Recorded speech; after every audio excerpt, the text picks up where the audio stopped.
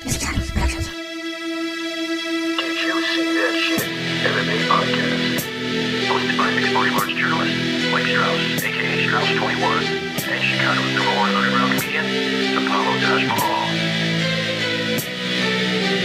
Thank you for listening. My name is Mike Strauss, a.k.a. Strauss21. I'm a mixed martial arts journalist. I currently contribute to bjpen.com, Low Kick MMA, CagesidePress.com. You could find my work there as well as my YouTube channel at a.k.a. Strauss21.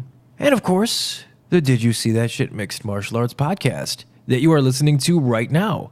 Here is my latest interview. I hope you enjoy it. I want to welcome Chris the Cutt Honeycutt back to the show. 30 years old, 11-2, has a huge fight coming up here at Bellator 210, November 30th against Costello Van Steenis. What's going on, man?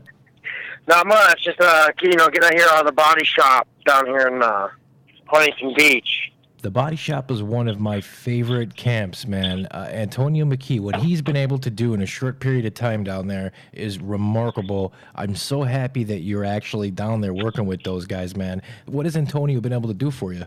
Yeah, he's definitely a unique cat. He doesn't run practices like the typical MMA gym. I mean, I'm obviously not gonna say I'm a guru and know all about all camps, but I've been around, AKA, the camp in Fresno, and I've been to Strong Style in Cleveland, and then American Top Team down in Florida, and Antonio does it's almost like a completely different kind of mindset as far as all the training goes, and, the guys that are in the gym that train there have a lot of success, if not flawless success, so he's obviously doing something right, and, I think the biggest thing is that it's just the mood. Everyone there's happy. They're excited to train. They're not, moaning and groaning and complaining about, getting ready to get after it. So, but no, it's nice. I've been down here for about 3 or 4 weeks now. So I haven't been down here a real long time, but it's definitely, I've got a lot of good work in. Yeah, that's cool, man. As I said, I'm a huge fan of what he's been able to do down there. I mean, it's really remarkable. I think that he's going to be able to bring your game to that next level. I mean, you're 30 years old, you're 11-2, you're right in the thick of things, man. I mean, your last performance in Thackerville, I was there. We finally got a chance to meet face to face. That was awesome. How do you rate, now that you've had a few months to kind of look back, what do you think of your last performance against Leo Leche?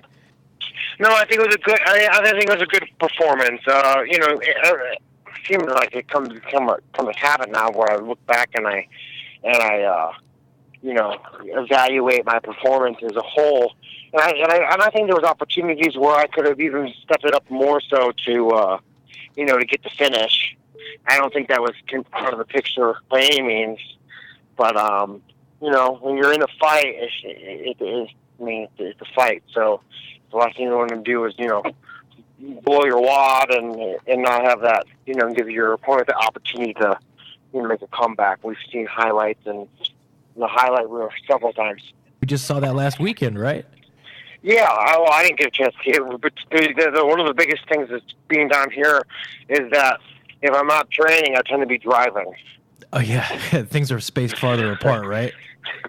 Yeah, I'm staying with Chuck at his place for the camp because obviously my house is in Fresno.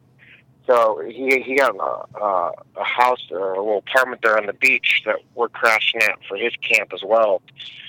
So it's a good 30-40 minute drive from practice to practice, and you figure 4 trips a day. Yeah. And then depending on which how fast you get out of there, you hit the LA traffic, and it can be pretty brutal.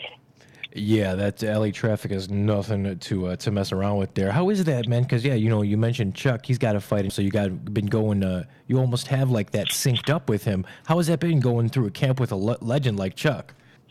No, it's crazy. And you would never, if it wasn't for, obviously Chuck being Chuck, you would never know, that it was Chuck. He's such a down-to-earth, humble guy. You would think he was just, that typical nice guy that you hang out with on the weekends or whatever. He's there's no he says it himself that sometimes he doesn't feel like he's a celebrity or it's like I don't get it. but he's just a great guy. It's kind of hard to put it in perspective. He's just like a normal dude. Yeah, he definitely is a very down-to-earth dude, as are you, man. You're just a regular guy, too. I think that's why we get along so well. Your next opponent, man, Van Steenis, I don't know if a lot of people know about him, but he's 26 years old. He's from the Netherlands, so he's a good striker, right? He's 10-1. Yeah.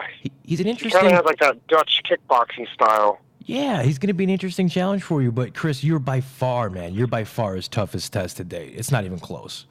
Yeah, I think looking back, I mean, he's 10-1. His only loss was the Jake Boswick, and I actually know Boswick. I was at the American Top Team for about a week, in a couple days, and me and Boswick actually hit it off pretty good. And he's working on helping me with my punches, and I was helping him with his wrestling because Boswick's got some big, heavy hands, and he's able to generate a lot of power. So he was kind of showing me ways how to. Yeah, because at the time I was a little greener in the striking as a whole, and then then he had to throw his headgear on and wrestling shoes, and I would try to get his wrestling game better. So, and when you look at Boswick's fight with him, for the most part, Boswick got a couple shots in, but he pretty much just stuffed takedowns the whole fight. So, I mean, if Cassell thinks that if he can't get a takedown against Boswick, then the chances of getting a takedown on me are nearly impossible. I would agree with that. Yeah, there's no way he's going to be able to take you down. So I don't mean I'm not saying that people can't take me down because obviously in MMA if you stand upright. So if I don't expect the shot coming, then it is possible I get taken down. But and I'm not too concerned with it because of my wrestling. I can easily pop back up and get back to my feet. It's just he was shooting that and getting some clean shots on Boswick. He was getting on the legs, and it actually looked good. But for some reason, he's just not cutting the corner and finishing the shots. And Boswick was able just to put his back against the cage, stuff head and square hips, and Steenis he basically allowed himself to get really, really tired. And unless his camp's changed completely, he's going to be in for a dogfight loss. Yeah, I just think it's going to be he's going to have a difficult time taking you down. I mean, as you said, you're in the wrestling department, you definitely have the advantage going into this fight, no doubt about that, man. I mean, you're still a guy that I think is right in the thick of this title picture because you're only 30 years old. You're 10-2, and you're only, I mean, I shouldn't say early, but your most recent loss was to Rafael Lovato, who is title shot. But we've talked about this, and I don't believe you lost that fight. So. No, I don't think so either. I mean, I can't be too disappointed because I mean, I'm obviously a little biased on it, and I can see, okay, well, maybe he did. I think as far as the scorecards go, I think that was bullshit. I think the fight was much closer than what I got credit for. I personally thought that I pulled, I squeaked it out, but he was born, I guess, 30, 40 minutes from there. It was his backyard, hometown.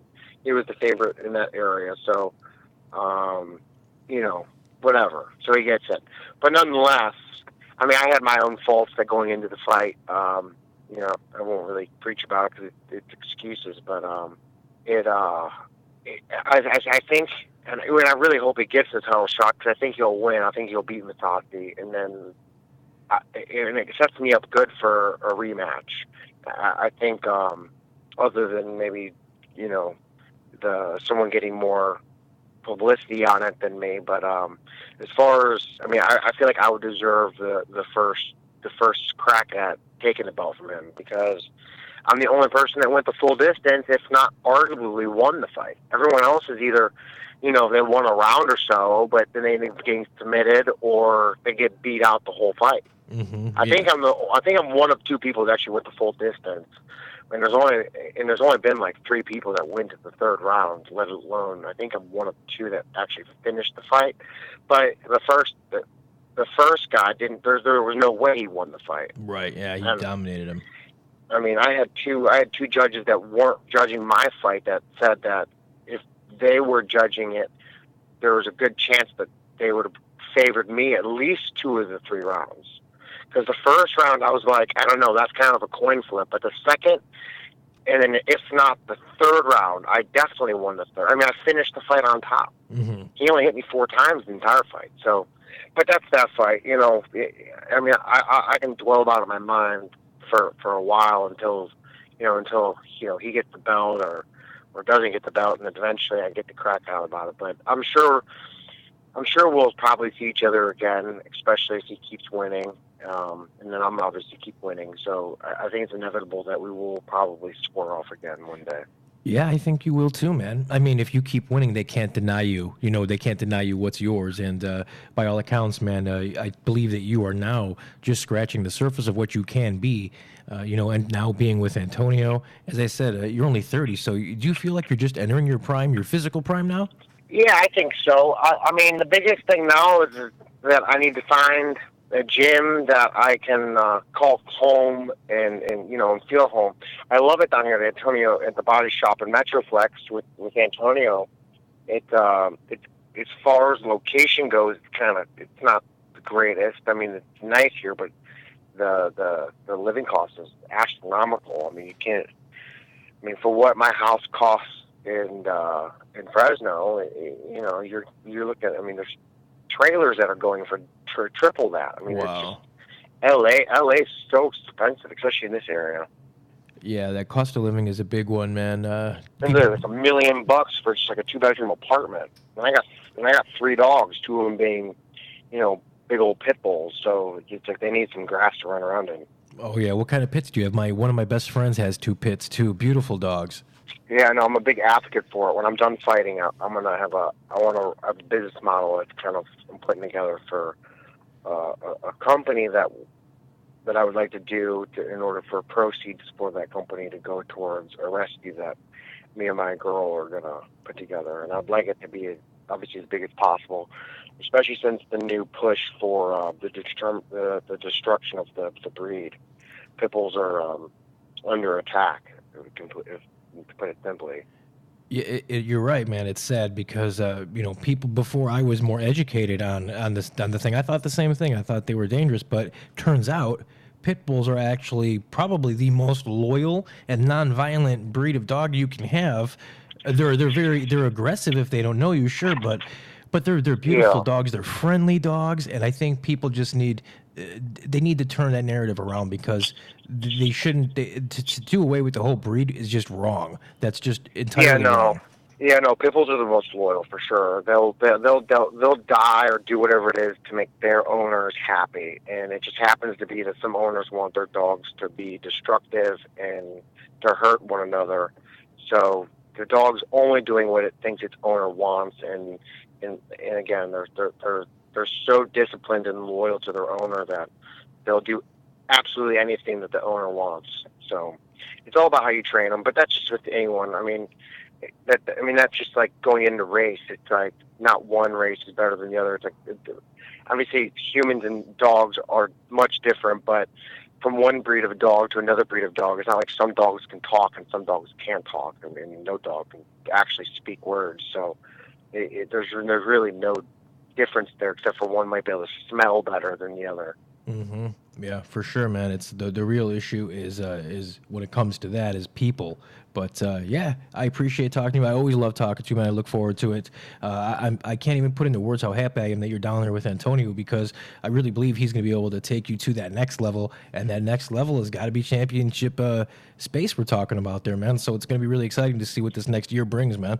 Yeah, no, I'm excited. I mean, I'll obviously finish this camp up and get this W, and then I already got Antonio's contact, so we're going to try to figure something out to where maybe I come here for camps, and I live elsewhere, but then I come here for camps for a little while until I can put some money aside and hack the expenses of what the area has. But there's one thing, I got to have the house and the yard and all that, but I don't know. But regardless, if it's not Antonio, I'm sure there's a good gym back east or somewhere where I can find it that I can call home as well. Well, I'm sure there is too, man, and I'm sure that plenty of high-level gyms would love to have your services. I'd love to give you a few minutes here to shout out coaches, sponsors, whatever you'd like, man. The floor is yours, Chris. Yeah, well, obviously I would give a shout out to Antonio. He's helped me with this camp, and he's kind of taking me under the wing a little bit. My camp in Fresno fell apart, but shout out to to throw in Fresno MMA. They were my camp for the last 6 years or so, and and then my sponsorships is Oak Grove, Salesforce Incorporated, Maximus Lighting, and the newest one is Ripper Magoo. My buddy Bobby Menner has got his podcast of Ripper Magoo, and then my management is Zinc and Entertainment, and then I don't know. That's it, I think. All right.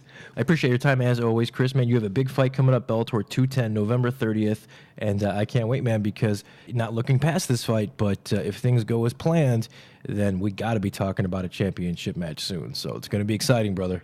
Yeah, no, definitely. That'd be awesome. Thanks, man. Will I see you there? Unfortunately, I won't be there this time. I'm going to be. I just got back from Denver for UFC Denver. I'm going to be getting ready for Milwaukee here in the next couple weeks. But man, hopefully next time we'll get to we'll get to have a cup of coffee or something together.